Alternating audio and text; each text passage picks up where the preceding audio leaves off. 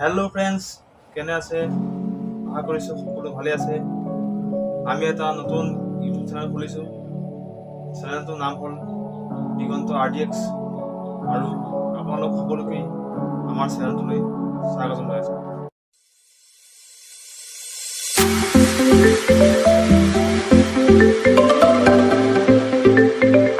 আজি আমি আপোনালোকৰ এটা নতুন টপিকৰ বিষয়ে আৰম্ভ কৰিব বিচাৰিছোঁ। টপিকটো আপোনালোকক উদাহৰণৰ সৈতে বুজাই দিব চেষ্টা কৰিম। বৰ্তমান মই দেখিছে দুটা কঁঠাল ফুলি মই দুটা জেগাত ৰুবলৈ চেষ্টা কৰিম।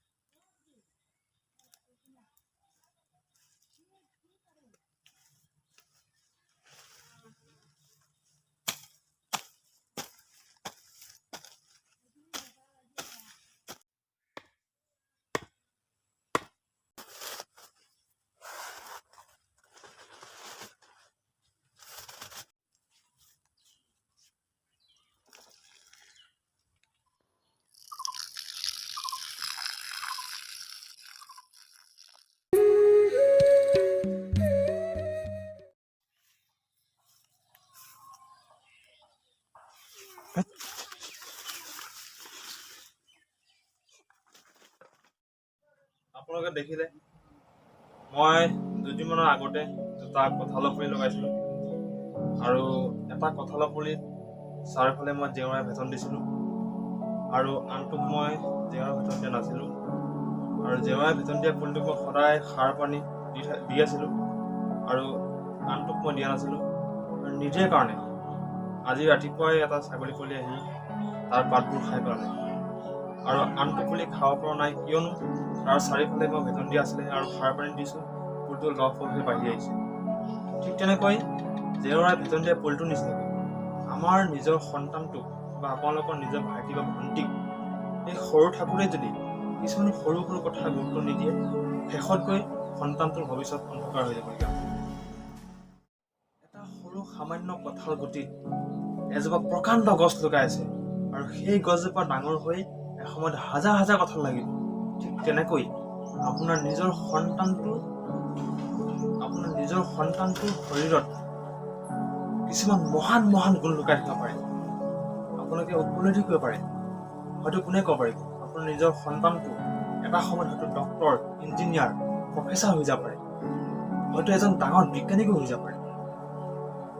আপুনি উপলব্ধি কৰিব পাৰে, কিন্তু সেই মহান গুণটো তীৰ্থকত পৰিণত কৰিবৰ কাৰণে আপুনি এতিয়াৰ পৰাই কিছুমান সৰু সৰু কথা সন্তানটোৰ ওপৰত গুৰুত্ব দি যাব লাগিব। আৰু প্ৰত্যেক দিনেই আপুনি কামৰ পৰা ঘূৰি অহাৰ পিছত এঘণ্টা হওক বেছি 2 ঘণ্টা সময় আপুনি সন্তানটোক দিব লাগিব আৰু সেই সময়খিনিত আপুনি নিজৰ সন্তানটোৰ লগত ফ্ৰেণ্ডশ্বিপ হৈ সকলোবোৰ মনৰ কথা শ্বেয়াৰ কৰিব লাগিব।